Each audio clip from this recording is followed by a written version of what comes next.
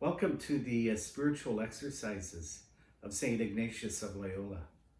Ignatius was a Spanish soldier who was severely wounded on the battlefield. And while he was in recovery, he came across some books that transformed his life.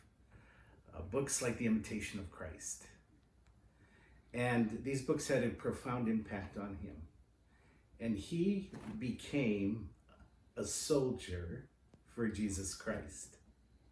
So in his spiritual classic, which really is considered to be a science of spirituality, Ignatius uses the image, which is a powerful biblical image, and that is we are in spiritual warfare.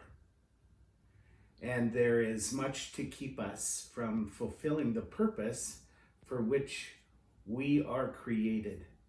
And his concern for that shows throughout the book that each of us individually will find the purpose for which we are created.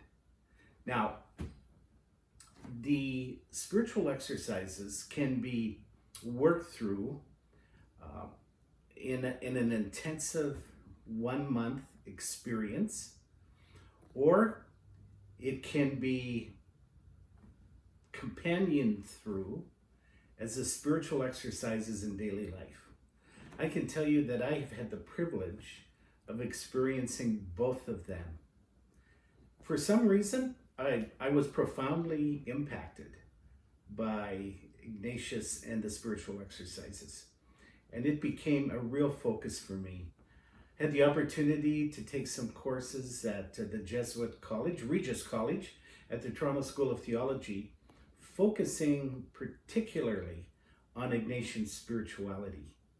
And then I've had involvement also a number of years ago at the Jesuit Training Center in Guelph. So this book and this process has been profound for me. In addition to that, I have been a spiritual companion, both in an individual setting and in a group setting, working through the spiritual exercises in daily life. And that if there is something that continues to repeat itself to me in my mind, is possibly after Christmas, finding out if there's anyone who would be interested in the group experience of going through the spiritual exercises in daily life.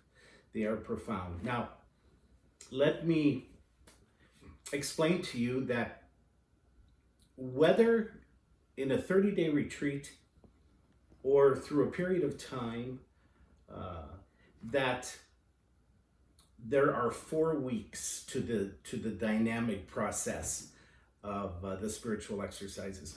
The first week is to meditate on our experience of sin.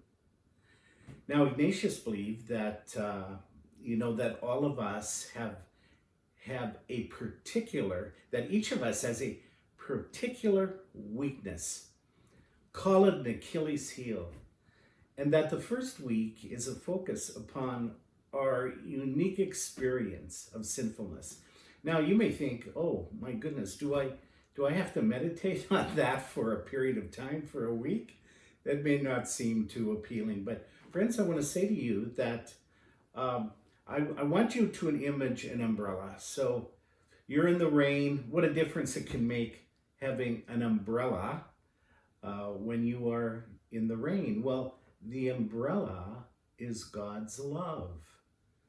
And when we look at our experience of sinfulness, at our Achilles heel, we are under the umbrella of God's love. And that's what protects us and prepares us for week number 2. So the following 3 weeks are meditations upon the life of Jesus Christ, all for a purpose of finding our unique purpose as creatures of God in this world. So we meditate from the early life of Jesus, which is week 2 up to his passion. And week 3 is a focus upon the passion of Christ. And then week 4 is Jesus' resurrection and ascension. All for the purpose of this experience of walking with Jesus through his life will lead us out into mission. And of course, Ignatius was the founder of the Jesuits and the Jesuit movement, a very powerful movement in the history of Christianity. You know, around the time when Martin Luther was leading in the Protestant Reformation, the spiritual exercises and Ignatius were part of the Counter-Reformation in the Catholic Church, and very biblical in its approach. So 4 weeks leading us through the life of Jesus into mission and living out God's purpose for us in the world. Let me share with you, Ignatian meditation is different from the other forms of meditation that we have looked at and experienced. Remember, we talked about Lectio Divina, sacred reading. We not only talked about, but experienced. We experienced the Jesus prayer and learning to focus through the Jesus prayer. And remember when we looked at the way of the pilgrim and Quaker spirituality, that our desire is to pray without ceasing. Then, last Wednesday, we looked at the prayer of quiet and practiced that as we looked at the interior castle and Teresa of Avila. Well, this Wednesday, we're going to experience Ignatian meditation. So let me share with you a few dynamics related to that. It always begins with a prayer, and the purpose of the preparatory prayer is to ask the Lord for the grace that all my thoughts, words, and actions may be directed purely to the praise and service of God. Then we move into the first phase. And again, we're meditating on Scripture throughout different passages. And the first phase of Ignatian meditation is to enter into the history of that particular passage. What was the setting? What was Jesus doing at the time? So history is important. We place in our imagination, key imagination, we place in our imagination the history, the story of what's taking place. For this goal, we want to take the past and we want to make it present. The past becomes present. The second phase in Ignatian meditation is the composition of the place. That is, not only is this taking place in the history of Jesus at a certain point, but we want to actually see what the events are in this particular story. So the past not only becomes present, but the present becomes part of me. We're working toward entering into the story. In other words, you begin by seeing Jesus, maybe his disciples. Think of when Jesus, who did Jesus see in the tree? His name has left me. Zacchaeus. Zacchaeus, thank you. Who was a wee I little man. always need my videographer to help my memory. So Jesus is walking through this town. People are following him. Everybody wants his attention. And there's a short man named Zacchaeus, of course, historically said to be short. He climbs a tree because he wants to see Jesus. So can you believe it? Can you imagine it? Jesus comes right up to Zacchaeus, tells him to come down from the tree. What a moment. Tells them that they're going to spend the day together. Now, that's the history.